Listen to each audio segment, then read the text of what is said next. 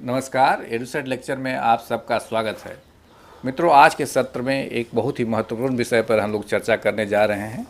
चर्चा का विषय है भूमंडलीकरण और हिंदी। दोनों ही बहुत ही विस्तृत और अपने आप में एक बड़ा विषय है जिसे एक घंटा में समझा नहीं जा सकता है। समझने के लिए न सिर्फ पैनी नज़र, गहरा अध्ययन, बल्कि एक सही मार्गदर्शन और दिशा निर्देश भी होना चाहिए। इस उम्मीद से आज इस लेक्चर को हम लोगों ने आयोजित किया है। आज हम लोग ये समझने की कोशिश करेंगे कि भूमंडलीकरण और हिंदी में क्या संबंध है। भूमंडलीकरण को भाषाविद, एक भाषा शास्त्री, एक साहित्य के लोग किस तरह से देखते हैं, उसकी क्या अर्थ है, कैसे उसको हिंदी के साथ जोड़ा जाए और कैसे दोनों ने एक दूसरे को लाभान्वित किया है। एक जैसे हिंदी मजबूत हुआ, एक स्तर से लेकर दूसरे देशों तक पहुंच गया, वहां प्रयोग किया जा रहा है। उसी प्रकार हिंदी की दुनिया को कैसे भूमंडलीकरण ने भी प्रभावित किया, इन सभी बिंदुओं पर, सभी आयाम पर हम लोग आज चर्चा करेंगे। और चर्चा के लिए स्टूडियो में हैं जाने माने प्रख्यात समालोचक हिंदी के डॉक्टर सुंदरलाल काथुरिया साहब। आप एक कवि हैं, शिक्षाविद हैं, भाषा शास्त्री हैं, साथ ही कई वर्षों तक विश्वविद्यालय में पढ़ाते भी रहे हैं।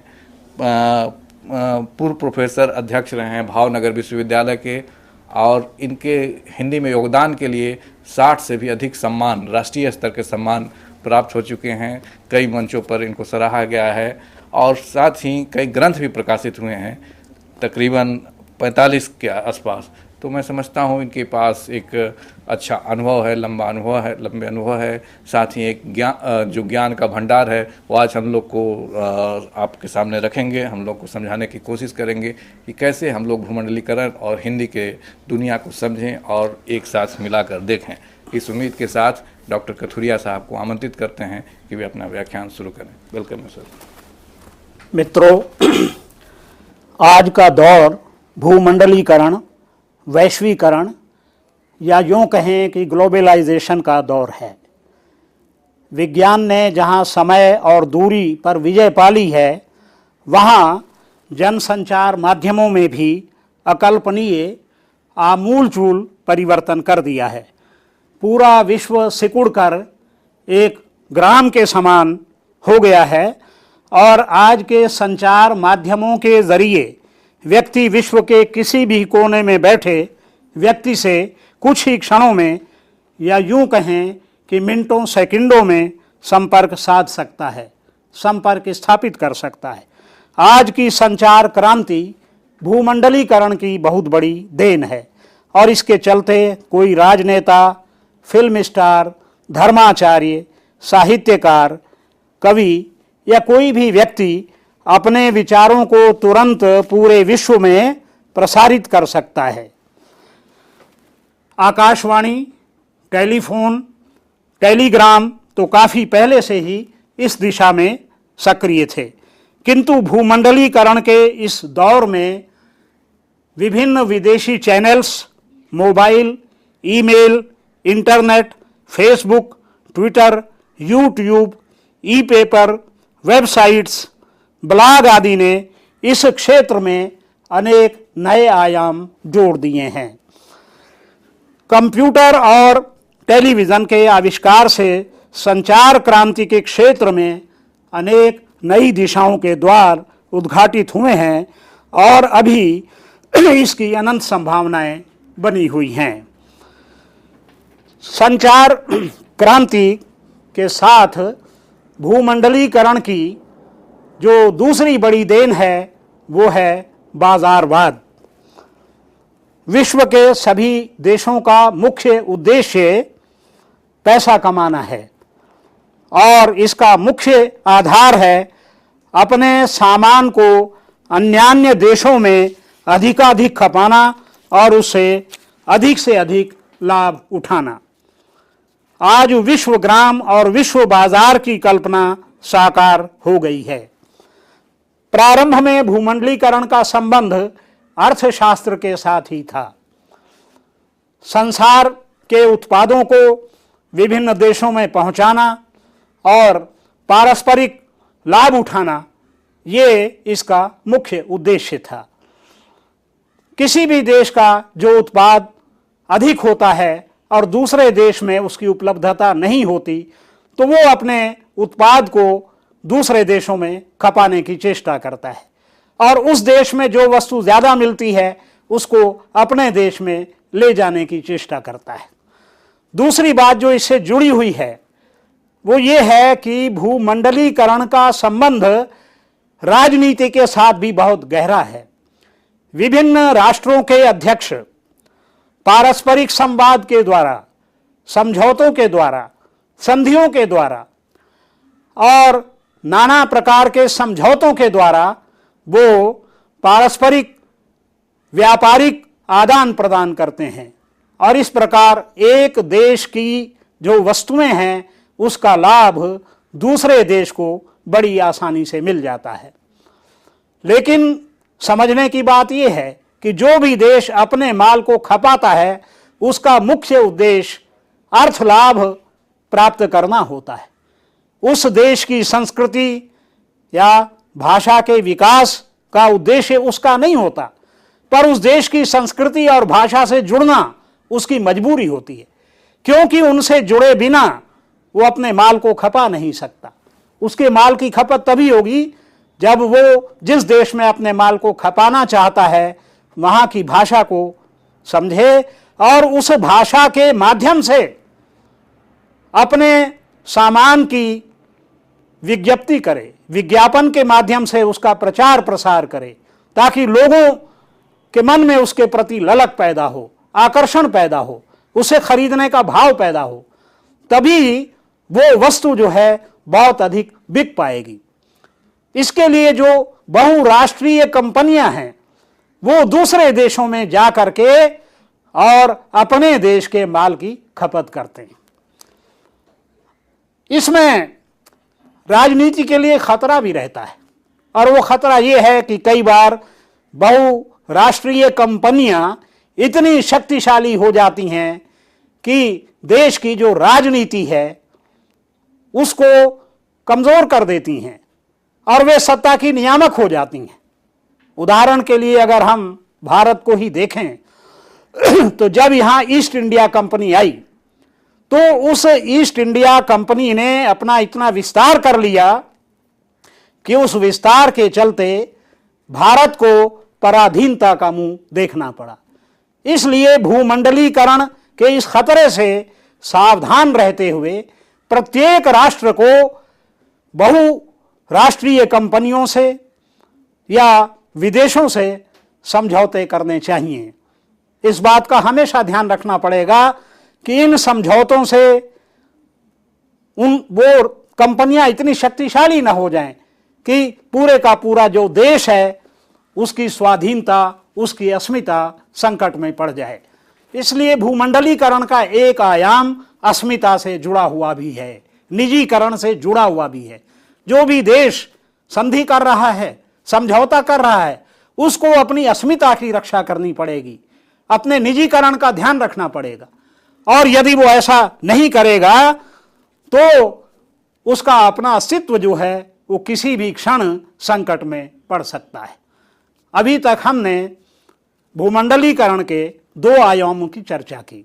पहला आयाम है सूचना क्रांति, जन संचार माध्यमों की क्रांति, और दूसरा आयाम है जो अर्थ से जुड़ा हुआ है, अर्थवाद और राजनीति।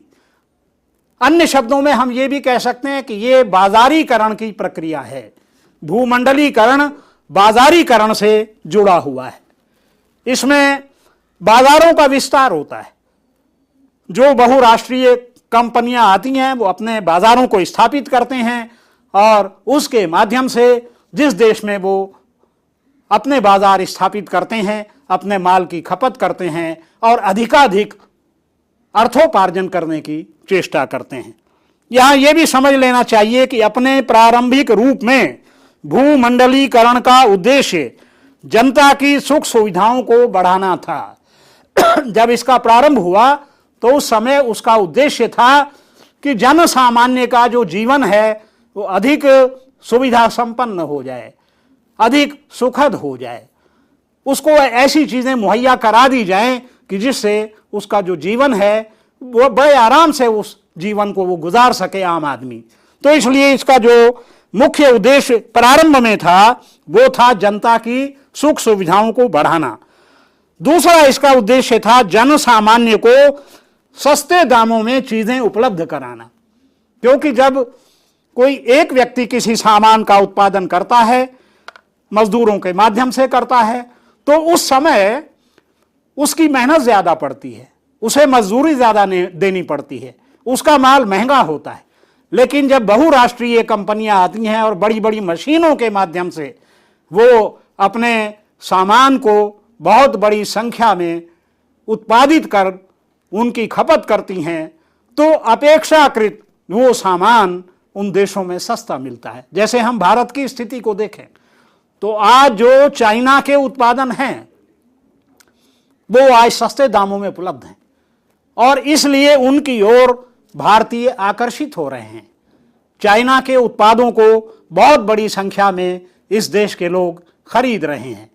तो इसलिए इसका जो दूसरा उद्देश्य था भूमंडलीकरण का वो ये था कि सस्ते दामों में चीजों को उपलब्ध कराया जाए और किसी भी देश का कोई प्रोडक्ट कहीं भी उपलब्ध हो जाए, ये इसका तीसरा उद्देश्य था।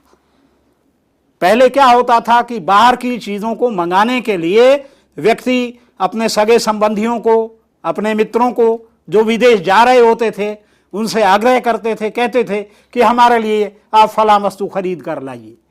लेकिन आज उसकी आवश्यकता नहीं रह गई है।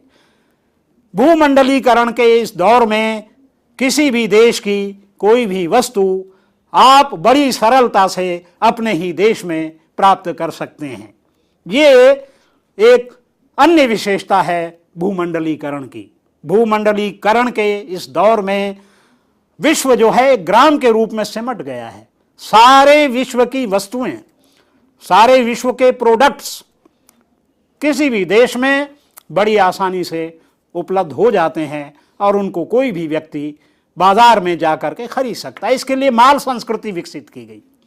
माल संस्कृति का अर्थ यह है कि एक ही स्थान पर आप किसी भी वस्तु की खरीदारी कर सकते हैं, आपको जगह जगह भटकने की आवश्यकता नहीं।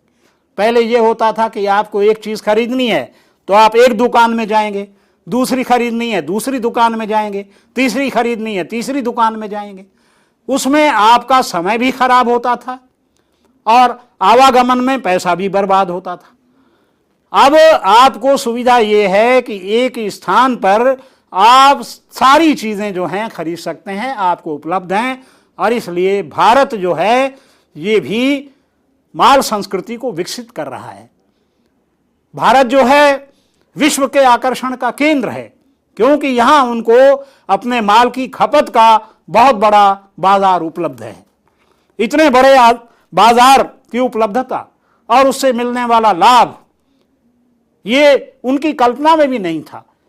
इसलिए आज जो स्थिति बनी है उससे भारत एक शक्तिशाली देश के रूप में उभर कर विश्व के सामने आया है और विश्व के तमाम देश आज भारत के साथ मैत्री का हाथ बढ़ाने को तैयार हैं।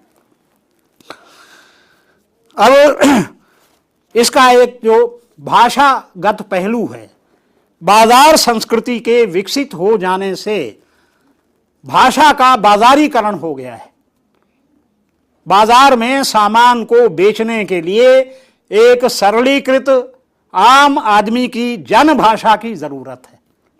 अब इसके बहुत सारे लाभ भी हैं कि वो विदेशी कंपनियां जो यहाँ पर अपने बाजार खोलती हैं, अपने माल्स खोलती हैं, अपने सामान को बेचती हैं, तो उनके लिए आवश्यक हो जाता है कि वो यहाँ की भाषा को सीखें, यहाँ की भाषा को अपनी भाषा बनाएं या ऐसे व्यक्तियों को वो नौकरी दें कि जो उस भाषा को जानते हों, ताकि जो खरीदार वहाँ पर आए उससे वो संपर्क स्थापित कर सकें, संवाद स्थापित कर सकें, उस प्रोडक्ट की विशेषताओं को बता सकें और उस प्रोडक्ट की विशेषताओं को बताकर वे अपने सामान की ज़्यादा से ज़्यादा खपत कर सकें। अब इसके लिए शास्त्रीय, साहित्यिक, संस्कृतनिष्ठ या मानक भाषा की आवश्यकता नहीं है। इसलिए इस माल संस्कृति के चलते, बाजारीकरण के चलते, बाजारों में आज जो भाषा विकसित हुई है वो भाषा बाजारू भाषा है, आम जनता की भाषा है, सामान्य भाषा है, जिसमें अनेक भाषाओं के शब्द मिले जुले रहते हैं। ये आवश्यक नहीं कि वहाँ पर कोई परिनिष्ठित हिंदी को बोले, वहाँ पर ऐसी हिंदी का प्रयोग होता है जिसमें अंग्रेजी के शब्दों का मिश्रण भी है, जिसमें उर्दू के शब्दों का मिश्रण भी है, जिसमें अन्य भाषाओं के शब्दों का मिश्रण भी है। और अगर हम केवल हिंदी की बात न करके पूरे भारतीय परिप्रेक्ष्य में इस संदर्भ को देखें तो मान लीजिए तमिल में कोई माल खोलता है, बाजार संस्कृति का विकास करता है, तो वहाँ पर उसको वहाँ की भाषा सीखनी पड़ेगी, तमिल सीखनी पड़ेगी, तेलुगु सीखनी पड़ेगी। अगर वो केरल में खोलता है, मलयालम सीखनी पड़ेगी, गुजरात में खोलता है, गुजराती सीखनी पड़ेगी। तो इस प्रकार से अगर हम व्यापक परिप्रेक्ष्य में देखें तो इस बाजार संस्कृति की सबसे बड़ी देन ये है कि भाषाओं का विकास हो रहा है। विभिन्न जो भारतीय भाषाएं हैं वो अपनी सीमाओं का अतिक्रमण करते हुए और पूरे विश्व तक पहुंच रही हैं। जितना उनके बोलने वालों की संख्या पहले थी, आज उनकी संख्या बहुत अधिक हो गई है। उदाहरण के लिए हम हिंदी को देखें तो हिंदी विश्व की दूसरी बड़ी भाषा थी, लेकिन आज जो स्थिति बनी है इस मौखिक भाषा के चलते आज हिंदी विश्व की पहले तीसरी भाषा थी, आज दूसरी भाषा हो गई। और हो सकता है कि कुछ वर्षों के बाद हिंदी का स्थान विश्व की पहली भाषा के रूप में हो जाए। ये सारे के सारी जो देन है, ये जो भाषा को व्यापक आयाम मिल रहे हैं, इस व्यापकता के पीछे है बाजारवाद और संचार संस्कृति। अब ये जो अर्थशास्त्र के अलावा भूमंडलीकरण का सरोकार केवल राजनीति से ही नहीं, कृषि, उद्योग धंधों, तकनीकी विकास एवं अन्य क्षेत्रों से भी है।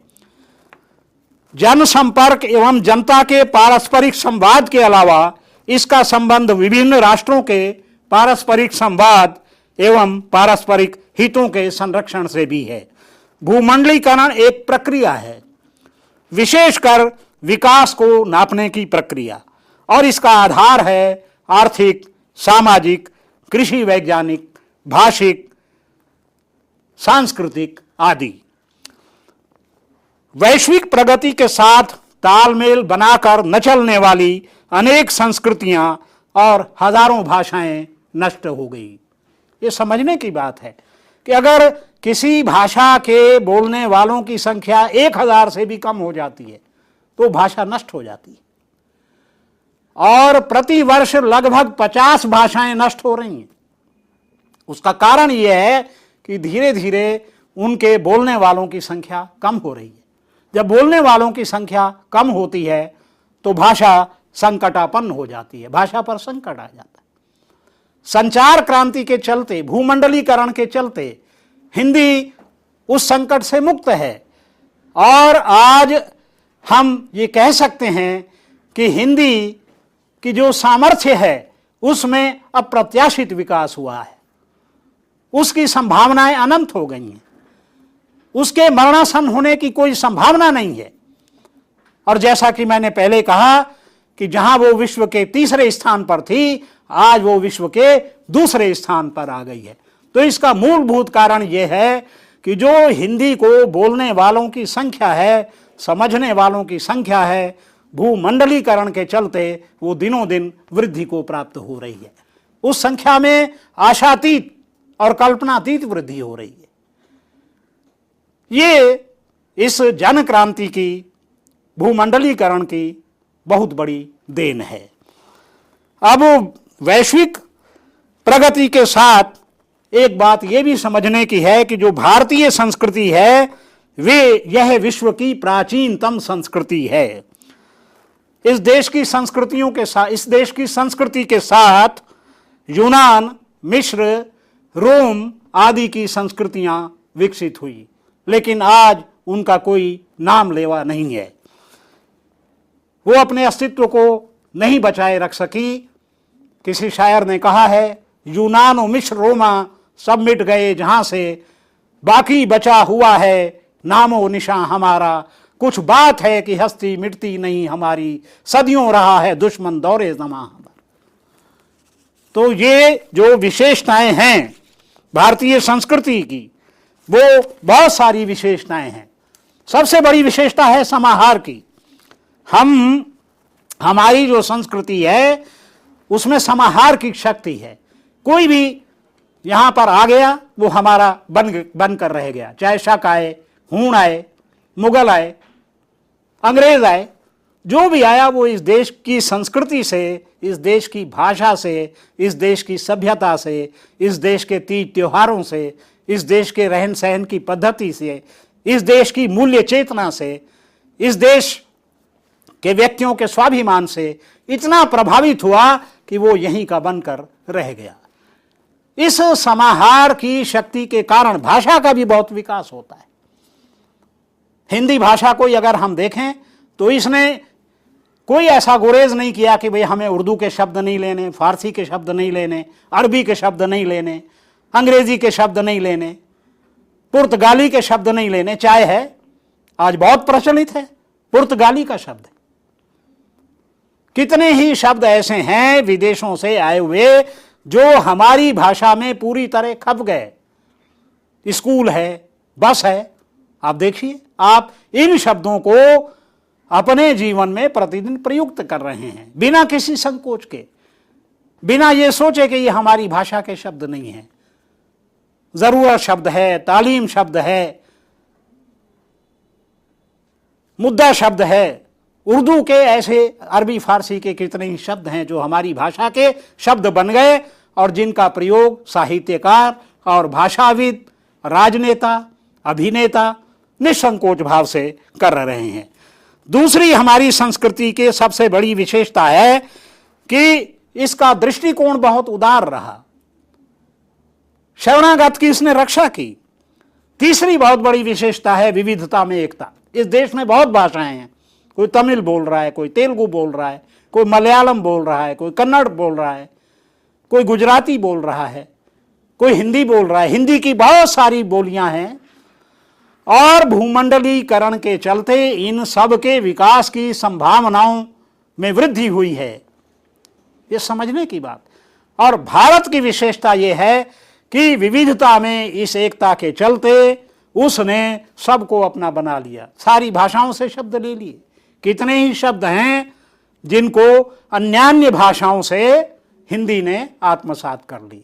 इसका एक बड़ा कारण यह है कि हिंदी की जननी है संस्कृत, और संस्कृत के जो शब्द हैं जितनी भी भारतीय भाषाएं हैं उनमें मिलते हैं। इस दृष्टि से हिंदी ने कभी ये परहेज नहीं किया कि हमें इस शब्द को ग्रहण नहीं करना या उस शब्द को ग्रहण नहीं करना। विविधता में एकता की ये बहुत बड़ी शक्ति भारतीय संस्कृति की है। यहाँ की जो जीवन शैली है वो मूल्य परक है। हम ईमानदारी से रहना चाहते हैं, हम किसी को धोखा नहीं देना चाहते। हमारा जीवन सात्विक है, नैतिकता से जुड़ा हुआ है। दया, करुणा, माया, ममता, उदारता, ये हमारे देश के लोगों की विशेषताएं हैं और इनका लाभ पूरे विश्व ने उठाया, आज भी उठा रहा है। इन्हीं के चलते भूमंडलीकरण के इस दौर में बहुराष्ट्रीय कंपनियां जितनी अधिक संख्या में इस देश में आई हैं, संभवतः किसी और देश में उतनी कंपनियां नहीं आई होंगी। अब हम ये समझ लें कि भूमंडलीकरण है क्या। अगर हम बहुत संक्षेप में इसको समझना चाहें तो भूमंडलीकरण लोगों, कंपनियों और विभिन्न राष्ट्रों के बीच पारस्परिक संवाद एवं एकता को स्थापित करने की प्रक्रिया है। इस प्रक्रिया का संबंध अंतर्राष्ट्रीय व्यापार, निवेश, सूचना प्रौद्योगिकी, कृषि, उद्योग एवं अन्य क्षेत्रों से है। इस प्रक्रिया का प्रभाव पर्यावरण, संस्कृति, राजनैतिक व्यवस्था, आर्थिक विकास, मनुष्यों की समृद्धि और समग्र विश्व के समाजों की कल्याणकारी योजनाओं के साथ भाषा पर भी पड़ता है। इसलिए भाषा का भूमंडलीकरण के साथ घनिष्ठ संबंध है। जहां मैंने आपको पहले ये बताया कि भूमंडलीकरण का संबंध बाजारवाद के साथ है, इसकी कई विशेषताएं मैंने अब तक आपको बता दी। भूमंडलीकरण का संबंध संचार माध्यमों के साथ है, वहां इसका एक अन्य महत्वपूर्ण आयाम है भाषा। चाहे संचार माध्यम हो या व्यक्ति पारस्परिक संवाद कर रहे हों, विचाराभिव्यक्ति के बिना मनुष्य का काम नहीं चल सकता। विचाराभिव्यक्ति मनुष्य की बहुत बड़ी शक्ति है। ये वाणी ईश्वर की बहुत बड़ी देन है। अगर ये वाणी मनुष्य को ईश्वर ने न दी होती तो सारे का सारा संसार गूंगा हो जाता। विश्व के तमाम देश अन्य राष्ट्रों के साथ मैत्री संबंध बनाना चाहते हैं, संपर्क बनाना चाहते हैं, संवाद स्थापित करना चाहते हैं, और जैसा कि मैंने पहले भी कहा, वे अपने माल की खपत करना चाहते हैं। अब एक बात यहां पर यह भी समझने की है कि भूमंडलीकरण का जो नारा है, इसने 20वीं शताब्दी के 9वें दशक से ज्यादा जोर पकड़ा है। लगभग पिछले 20-22 वर्ष से भूमंडलीकरण के नारे ने पूरे विश्व को अपने चंगुल में ले लिया है। लेकिन यह भूमंडलीकरण कोई नया शब्द नहीं है। भूमंडलीकरण अगर हम पीछे मुड़ करके देखें तो हम ये पाएंगे कि भूमंडलीकरण हजारों वर्ष पुराना है। भूमंडलीकरण पर काम करने वाले लोगों ने इस बात को रखा कि लगभग 600 वर्ग किलोमीटर का एक ऐसा बड़ा क्षेत्र था जिसको सिल्क रोड कहते थे, और वो सिल्क रोड मध्य एशिया, मध्य यूरोप, चीन और भारत को जोड़ता था। और उस समय भी ईसा की 200 ईस्वी पूर्व से लेकर के और लगभग 1000 ईस्वी तक इस सिल्क रोड के माध्यम से इन देशों के बीच में व्यापारिक संबंध चलते रहे। लेकिन अगर हम वस्तु स्थिति को देखना चाहें तो ये भूमंडलीकरण का जो शब्द है और ये भूमंडलीकरण का जो दौर है, ये और भी पुराना है। अगर हम भारतीय संस्कृति पर दृष्टिपात करें और वेदों को देखें तो हम ये पाएंगे कि उसमें ये आता है लिखा हुआ कि सा प्रथमा संस्कृति विश्व बारा। ये भारतीय संस्कृति विश्व की सबसे पहली वर्णीय संस्कृति है। हमारे यहाँ वसुधैव कुटुंबकम की बात कही गई है। सारे का सारा संसार एक परिवार के समान है। और उससे भी छोटा रूप देते हुए ये कहा गया कि ये सारे का सारा संसार क्या है, भवित एक नीडम, एक घोंसले के समान है। अभी तो विश्व जो है विश्व ग्राम की बात कर रहा है, लेकिन हमारी संस्कृति ने विश्व को एक घोंसले के समान कहा है। अभी वहां तक पहुंचने में इन संचार माध्यमों को, भूमंडलीकरण के इस दौर को अभी बहुत समय और लग जाएगा। और हमारे देश की जो ये संवाहिका है संस्कृति की, वो है संस्कृत। भाषा की दृष्टि से हम बात करें तो हमारे देश की जो प्राचीनतम भाषा है वो वैदिक संस्कृत है। और भाषा के संबंध में एक बात समझने की ये है कि भाषा का जो विकास है उसकी एक अलग प्रक्रिया है। एक भाषा होती है साहित्य की भाषा, दूसरी भाषा होती है बोलचाल की भाषा। तो साहित्य की जो भाषा है वो कालांतर में मरणासन्न हो जाती है, और जो बोलचाल की भाषा होती है वो साहित्य की भाषा का रूप ग्रहण कर लेती है। अगर हम भाषाओं के विकास पर दृष्टिपात करें तो वैदिक संस्कृत उस समय संस्कृत बोलचाल की भाषा थी, कालांतर में वो साहित्य की भाषा हो गई। पाली, फिर प्राकृत, फिर अपभ्रंश, और अपभ्रंश के अनेक रूपों से भारतीय भाषाओं का विकास। तो इसलिए लिखित भाषा से अधिक महत्वपूर्ण है मौखिक भाषा, वाचिक भाषा। और इन संचार माध्यमों की सबसे बड़ी देन ये है कि इन्होंने इस वाचिक भाषा को बल दिया है। इससे किसी भी भाषा को हम देखें, केवल हिंदी की बात हम नहीं करते, भारतीय भाषाओं को देखें, चाहे अंग्रेजी भाषा को देखें, किसी को भी देखें, पारस्परिक आदान प्रदान की प्रक्रिया चलती रहती है। अंग्रेजी में भी आप देखिए बहुत से शब्द संस्कृत से गए, सूनु से सन हो गया पुत्र, शिव सीने के अर्थ में, संस्कृत में भी शिव धातु है, अंग्रेजी में भी शिव शब्द है। तो इस प्रकार से भाषाएं एक दूसरे से क्रमित, अतिक्रमित, संक्रमित होती रहती हैं। भाषाएं जो हैं उनका आदान प्रदान बराबर चलता रहता है।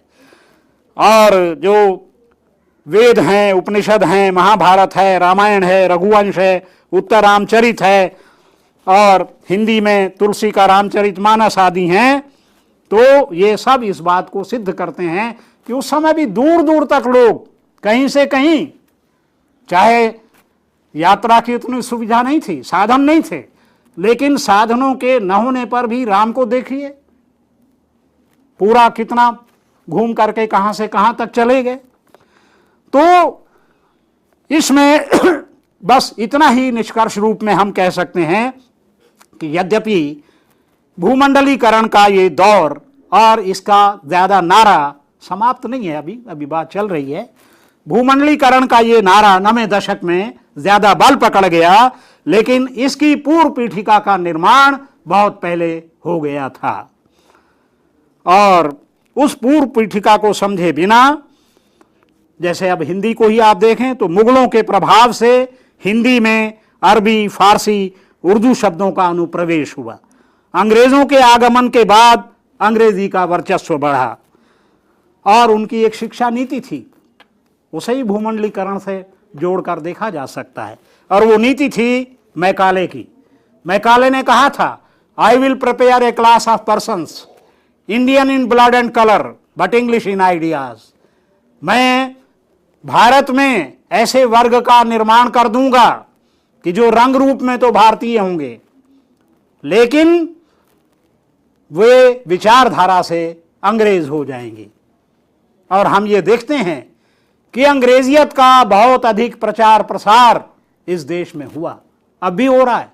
और भूमंडलीकरण के आ जाने से भी सबसे बड़ा जो संकट है, वो संकट यही है कि अब भी अंग्रेजी का जो वर्चस्व है, उसका दबदबा है, कहीं वो बढ़ ना जाए।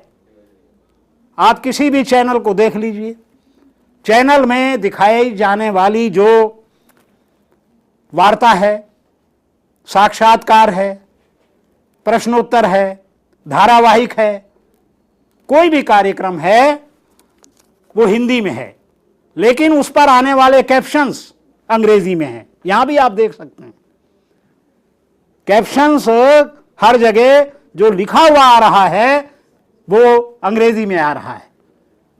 अभी भी इस संकट से हम मुक्त नहीं हुए कि हम जो बोल रहे हैं, हमारा कार्यक्रम हिंदी में आ रहा है, लेकिन जो लिखे हुए कैप्शंस हैं वो प्राय अंग्रेजी में आते हैं।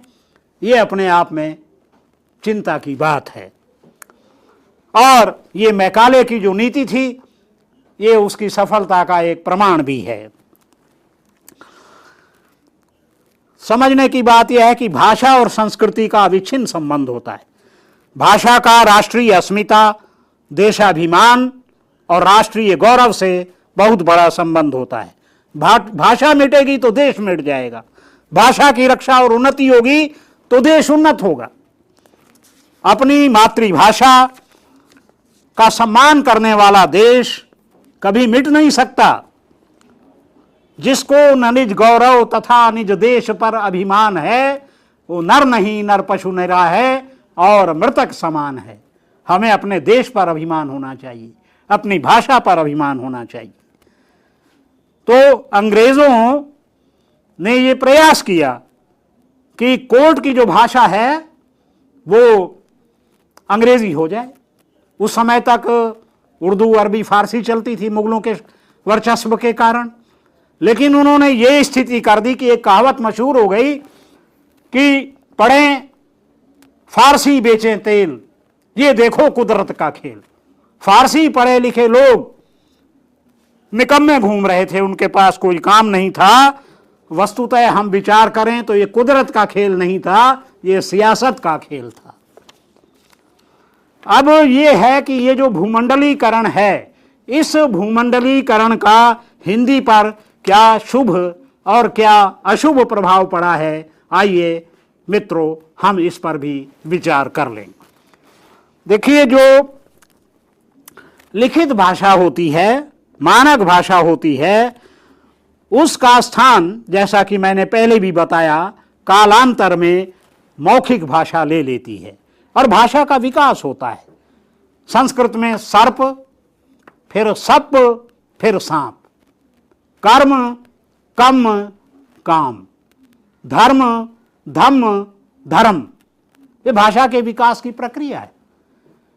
अब अगर संस्कृतज्ञ कोई है, आप धर्म लिख रहे हैं तो वो उसको अशुद्ध मानेगा, लेकिन लोक भाषा में धर्म शब्द जो है चलता है, प्रचलित है।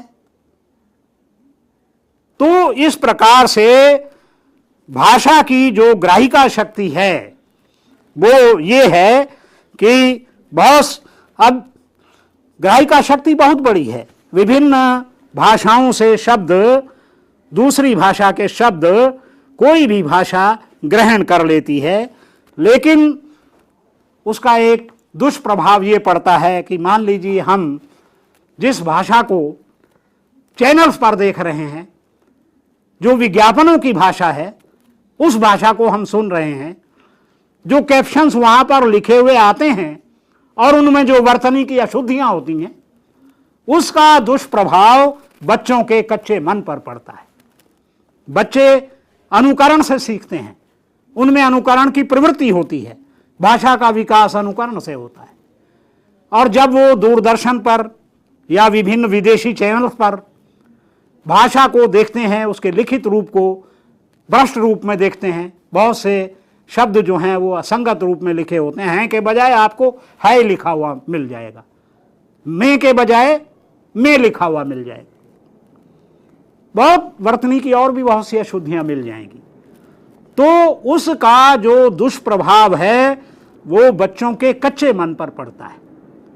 संचार माध्यमों से इस प्रकार से भाषा के विकृत हो जाने का एक बहुत बड़ा खतरा है। यद्यपि इसमें कोई संदेह नहीं कि मौखिक भाषा के विकास की अनंत संभावनाएं इन चैनल्स ने, इंटरनेट या जो भी और संचार माध्यम हैं, वेबसाइट्स हैं, ब्लॉग हैं, ईमेल है, इन सब ने दी हैं। पर एक जो बड़ा संकट है, खतरा है, वो ये है कि आज भी जब आप एसएमएस करते हैं तो नागरी लिपि में न करके रोमन में करते हैं। लिपि रोमन होती है। ईमेल आप भेजते हैं, प्रायः आपका ईमेल रोमन लिपि में जाता है। कहने को भाषा हिंदी है, लेकिन भाषा की जो मूल प्रकृति, जो लिपि है, वो लिपि आज संकट के दौर से गुजर रही है संचार माध्यमों के चलते। इससे सावधान होने की आवश्यकता है और इसके लिए प्रयास करने की आवश्यकता है कि ये जो संचार माध्यम हैं, इनमें नागरी लिपि भी उसी प्रकार महत्व को प्राप्त करे जिस प्रकार रोमन लिपि ने महत्व को प्राप्त किया हुआ है। अगर हम इस दिशा में सक्रिय नहीं होंगे तो हमारी भाषा की जो लिपि है वो नागरी के बजाय रोमन हो जाएगी। ये एक सबसे बड़ा संकट इन संचार माध्यमों ने हमारे सामने उपस्थित किया है। और विभिन्न चैनलों पर प्रसारित होने वाले कुछ वाक्यांश आप देखिए। ये जितने भी चैनल्स हैं ये खिचड़ी भाषा का विकास कर रहे हैं।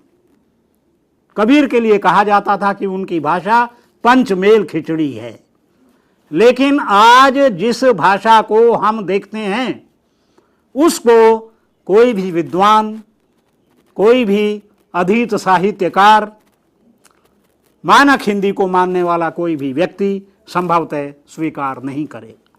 हालांकि युवक और युवतियां और कच्चे मन वाले बालक आज इसी भाषा को अपनी भाषा बना चुके हैं और बनाते चले जा रहे हैं। आप किसी भी समाचार पत्र को उठा लीजिए, किसी भी विज्ञापन को देख लीजिए, किसी कैप्शन को देख लीजिए, उसके बीच में आने वाली भाषा को देख लीजिए, तो उस भाषा में आपको प्रारंभ और अंत में क्रियापद तो हिंदी का मिलेगा, लेकिन बीच की जितनी भाषा है वो आपको या तो अंग्रेजी मिलेगी या उर्दू मिलेगी या इन सब का मिश्रण मिलेगा। उदाहरण के लिए मैं एक बार एक बस में जा रहा था, वहाँ पर एक दो लड़कियाँ खड़ी हुई थी, आपस में बातचीत कर रही थी। तो उनमें से एक ने पूछा कि तुम कहाँ जा रही हो? उसने कहा मैं अपनी मम्मी को मीट करने जा रही हूँ। अच्छा है कि उसने ये नहीं कहा कि मैं मम्मी का मीट बनाने जा रही हूँ। ये भाषा में विकृति जो आ रही है, इसके कुछ उदाहरण जो कैप्शंस में हैं या बीच में आते हैं वो मैं मित्रों आपके सामने रखता हूँ कि भाषा की क्या स्थिति हो गई है। तो विभिन्न चैनलों पर प्रसारित होने वाले कुछ वाक्यांश मैं आपके सामने रखता हूं, जैसे अपील नजरअंदाज, FIR दर्ज, कैबिनेट की बैठक, वोट बैंक की राजनीति, सिद्धांतों को डाइल्यूट करना, वोट बैंक को एनकैश करना इत्यादि। और जो आप समाचार पत्रों के नाम देख लीजिए, उनमें भी आपको खिचड़ी भाषा का प्रयोग दिखाई देगा। नव भारत टाइम्स, अब नव भारत हिंदी का शब्द है, टाइम्स अंग्रेजी का शब्द है। सांधे times, India today, Shah times, outlook, USM पत्रिका, अवाम केसरी आदि बहुत सारे मिलेंगे। और जो शीर्षक हैं उन पर तो अंग्रेजी का बहुत ज्यादा भरमार है। मजिस्ट्रेट निलंबित, CBI जांच होगी, क्रीमी लेयर की सीमा 2.5 गुना बढ़ाने की सिफारिश, स्वाइन फ्लू रोकने के लिए रेड अलर्ट, फ्लैश से बोल्ड कर देगा कैमरा मोबाइल इत्यादि। अब ये बीच के जो विवरण हैं उनके शब्द भी थोड़े से देख लीजिए। Constable, SHO, programme, transporter, UGC, high court. अब उच्च न्यायालय आराम से लिख सकते हैं, सुप्रीम कोर्ट, उच्चतम न्यायालय लिख सकते, सब जानते हैं। Chargesheet, problem, mini budget, intelligent, feel good, feel bad, road show, lockup, one day, traffic, forum. ये अंग्रेजी के न जाने कितने शब्द आज आप चाहे समाचार सुन रहे हो, चाहे आप विज्ञापन देख रहे हो, चाहे आप समाचार पत्र पढ़ रहे हो, वो प्रिंट की भाषा हो या वो जो है इसकी टेलीविजन की भाषा हो। माफ करेंगे, प्रश्न है उसको पहले लेते हैं, फिर हाँ उस पर बात करेंगे। राजेंद्र जी हैं महाराष्ट्र से, उनका सवाल लेते हैं। जी नमस्कार, कृपया अपना सवाल पूछिए। हेलो जी सवाल पूछिए। श्री भाषा के अंदर जो मिलावट है, भाषा के अंदर जो मिलावट है जी, जिसमें हिंदी इंग्लिश के शब्द आगे तो पूछिए। शब्द मिले जाते हैं जी, तो इनको ये प्योर हिंदी भाषा विकसित करने के लिए कोई सॉल्यूशन बताइए सर। उसी इनका पूछना है कि जो मिलावट आज आ रहे हैं भाषा के अंदर, इसका हल क्या है, सोल्यूशन क्या है, क्योंकि खुद वो भी बोल रहे हैं इसका सोल्यूशन क्या है। तो उसी बात पर अभी चर्चा हो रही थी कि हम लोग को सतर्क रहना है, प्रयास करना है, और जहां तक संभव हो, क्योंकि इसको खत्म नहीं किया जा सकता है, एक प्रवृत्ति है, प्रवृत्ति को रोक सकते हैं, खत्म नहीं कर सकते हैं। ये तो देखिए आपके प्रश्न का सबसे सरल और सहज जो उत्तर है वो ये है कि आज जो संक्रमण इन संचार माध्यमों का हुआ है, इसको एकदम तो कोई भी रोकने में समर्थ नहीं है। लेकिन यही है कि आपको स्वयं सतर्क रहना है, बच्चों को सतर्क रखना है, जो शिक्षक हैं वो, क्योंकि दो भाषाएं चलेंगी। एक भाषा जैसा कि मैंने कहा कि मानक भाषा, तो मानक भाषा में सतर्कता की ज्यादा आवश्यकता है जी। और जो मौखिक भाषा है वो विस्तार की भाषा है। आप देखिए फिल्म है, फिल्मों ने हिंदी का बहुत विस्तार किया। रेडियो है, एक समय में रेडियो ने हिंदी का बहुत विस्तार किया। आज भी सिनेमा जो है वो हिंदी के विस्तार का बहुत बड़ा माध्यम है। तो बम्बैया हिंदी विकसित हो गई थी, उस समय लोग बम्बैया हिंदी कहने लगे थे। तो इसी प्रकार से देखिए, इस संकट में ये भी बंद हो सकता है कि कल को हिंदी का नाम हिंदी ही न रहे, ये प्रश्न पैदा हो जाए। जैसे पहले नाम बदले, वैदिक संस्कृत लौकिक संस्कृत हो गई, पाली हो गई, अपभ्रंश हो गई, प्राकृत हो गई, भाषाओं के नाम ही बदल गए। तो हो सकता है कि कल को हिंदी के बजाय गांधी जी ने जो नाम सुझाया था इसका नाम हिंदुस्तानी हो जाए या इंडिका हो जाए या कोई और हो जाए। ये भी एक संभावना है। प्रश्न आपका बहुत अच्छा है और इस प्रश्न के संदर्भ में मैं ये बात कहना चाहता हूं कि अगर यही स्थिति भाषा की चलती रही तो बहुत संभव है कि कल को भाषा वैज्ञानिकों को, भाषाविदों को इस प्रश्न पर विचार करना पड़े कि क्यों न हम इस भाषा का नाम हिंदुस्तानी कर दें, मध्य प्रदेश, इंडिका कर दें। जी, मध्य प्रदेश से दर्शक हैं, उनका सवाल लेते हैं। जी नमस्कार, सवाल पूछिए। हाँ सर, मैं ये पूछना चाह रहा हूँ सर से जी। जो SSC होता है ना,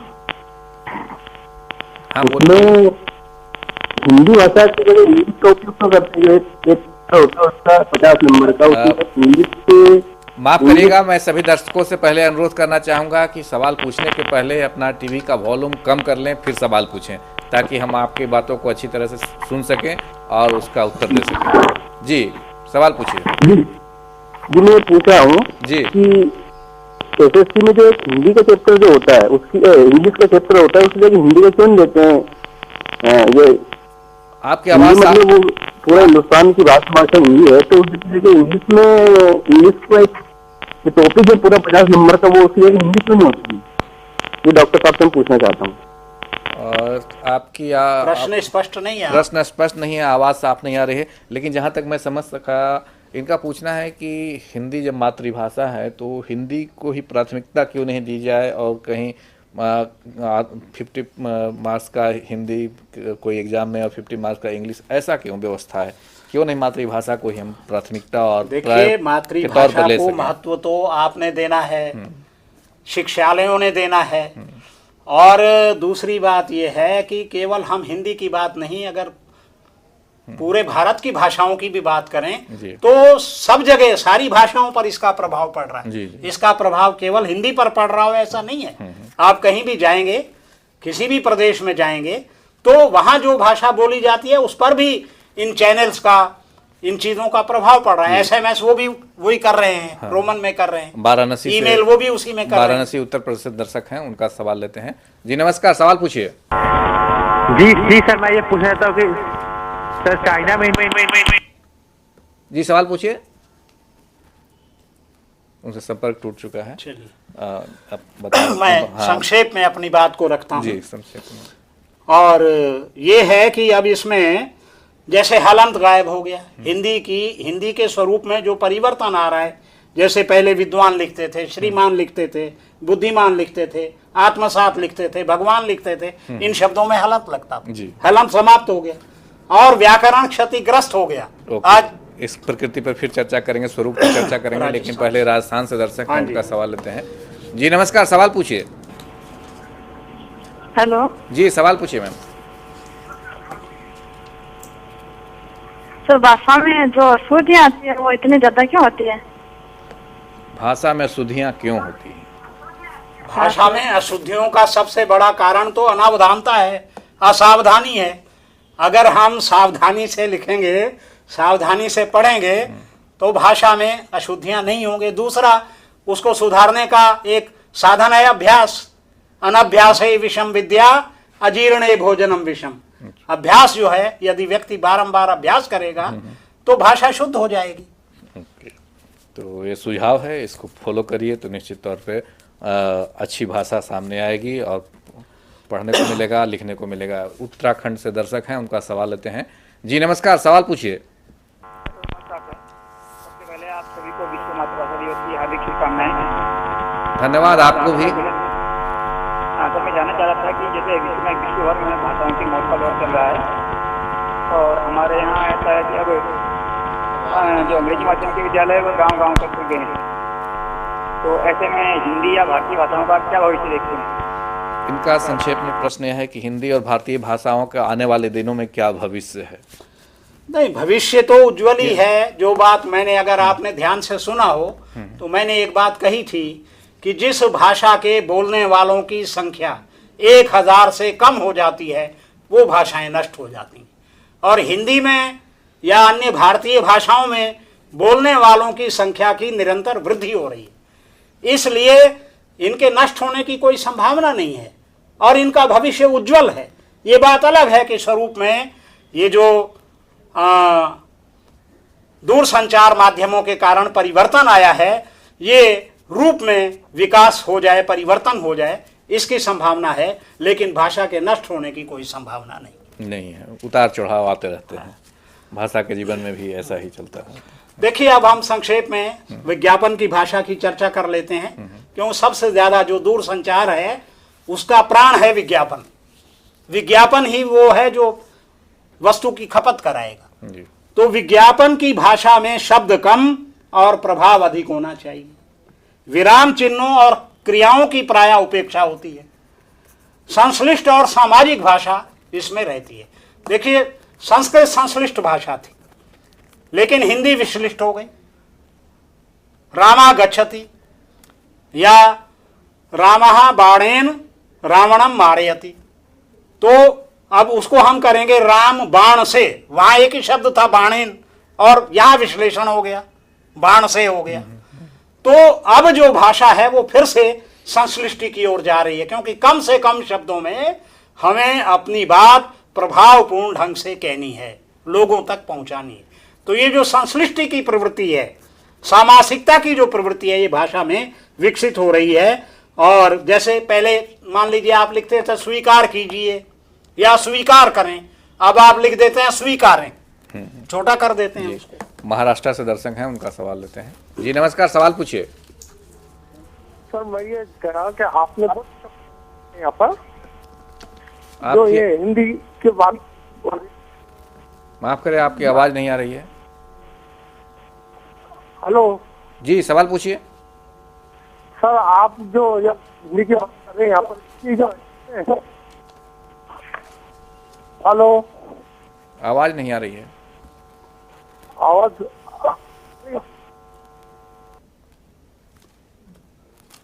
जी पूछिए। अच्छा ठीक है।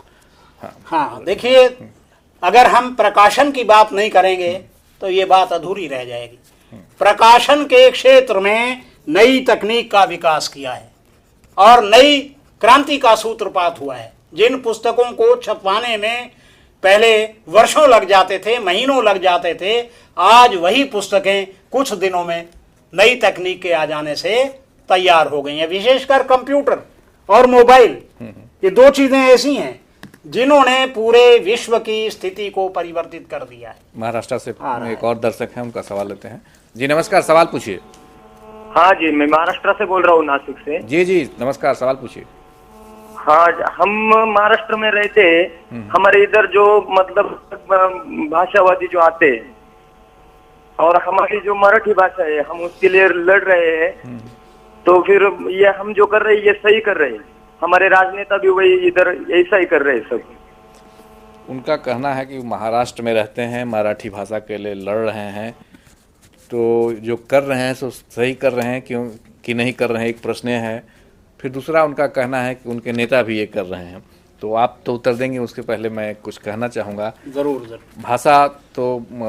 भाषा के लिए लड़ना, आर्गूमेंट के साथ लड़े, जिस तरह से आजकल धरना प्रदर्शन, उस तरह से हम लोग नहीं लड़े। भाषा को भाषा के स्तर पर लड़े और तभी भाषा की मर्यादा बनी रहेगी और भाषा एक अपना स्थान भाषा वैज्ञानिक और भाषा के संसार में भी और बाहर भी पाएगी। साथ में आप क्या क्या कहना है? देखिए, भाषा तो अपनी शक्तिमत्ता से जीवित रहती है और अपना स्थान बनाती है। अगर मैं प्रसाद की पंक्तियों में कहूँ तो ये नीड़ मनोहर कृतियों का ये विश्वकर्म रंगस्थल है, हाय परंपरा लग रही यहाँ ठहरा जिसमें जितना बल है। अगर हमारी भाषा में बल है तो निश्चित रूप से जीवित रहेगी, ठहरेगी। उसके लिए लड़ने की आवश्यकता नहीं।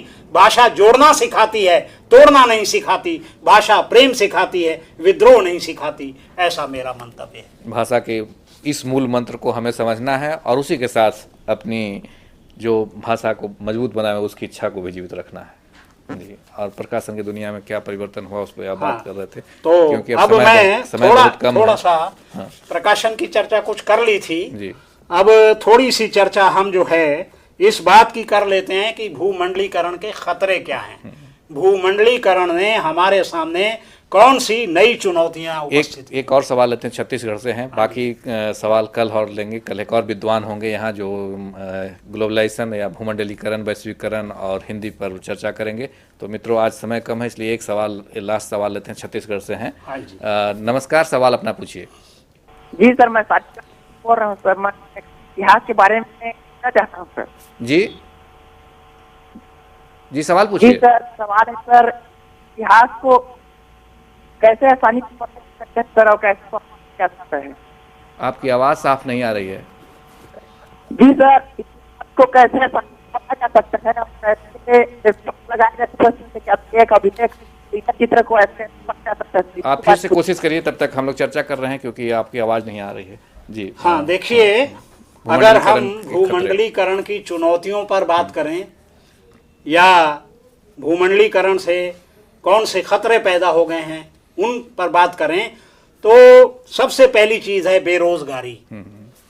भूमंडलीकरण के चलते केवल विकासशील देशों में नहीं, विकसित देशों में भी, अमेरिका जैसे देश में भी बेरोजगारी की जो समस्या है वो पैदा हो गई है।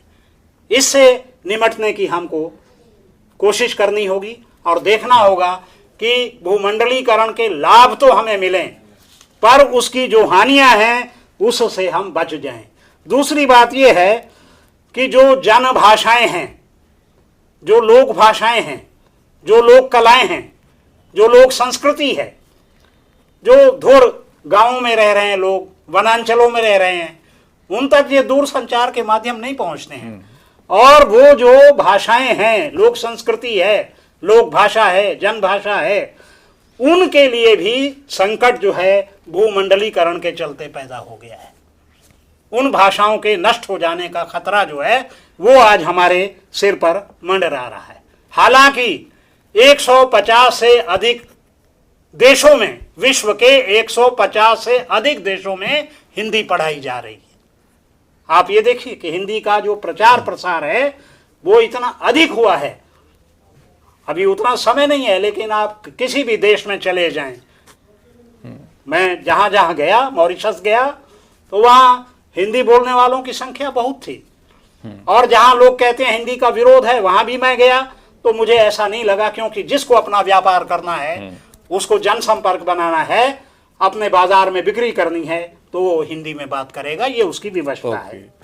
तो ये हिंदी क्योंकि समय बस एक सांस्कृतिक दुष्प्रभाव की 1 मिनट में चर्चा कर लेते हैं। आधे मिनट में देखिए, कुछ काव्यात्मक उदाहरणों के माध्यम से मैं एक, हालांकि अलग पूरा एक विषय हो सकता है कि कवियों ने किस तरह ग्लोबलाइजेशन को लिया, लेकिन संस्कृति हमारी इससे क्षत विक्षत हो रही है। 2-1 उदाहरण मैं रखता हूं। गंगा को गाली दी, टेम्स को वर्शिप किया। या अब समय कम है इसलिए एक विस्तृत विषय है, इस पर हम लोग और कभी चर्चा। एक उदाहरण और, मेरा प्रगतिशील देश अब पीपल की पूजा नहीं करता, यहाँ पूजा जाता है अरंड को, वही आरोपित है सर्वत्र। और महंगाई किस कदर बढ़ी, अब यहाँ सस्ती चीजें नहीं बिकती, हर चीज के भाव करते हैं स्प्रिया इंग्लैंड या कैलिफोर्निया से। ठीक है, धन्यवाद। मित्रों, तो कई ऐसे और आयाम हैं जिस पर चर्चा की जा सकती है और विस्तृत चर्चा की जा सकती है, लेकिन समय की कमी है, इसलिए हम लोग चर्चा को आगे नहीं बढ़ाएंगे। आप सबको धन्यवाद, खास करके जो प्रश्न पूछे उन्हें भी बहुत बहुत धन्यवाद, और कथुरिया साहब को धन्यवाद जिन्होंने काफ़ी अच्छे तरह से इतने खास विषय पर बहुत ही संक्षिप्त और उस एग्जाम्पल के साथ हम लोग को समझाने की कोशिश की कि भूमंडलीकरण और हिंदी किस प्रकार दोनों आगे बढ़ रहा है और कैसे एक दोनों का फ़ायदा उठाना चाहिए और आगे बढ़ना चाहिए। तो इस उम्मीद के साथ कि आपको यह लेक्चर अच्छा लगा, आज के लेक्चर को विराम देते हैं। आप सबको धन्यवाद। कल एक और लेक्चर एक और विद्वान के साथ हम लोग करेंगे, उनको भी सुनिए और पार्टिसिपेट करिए। Thank you very much.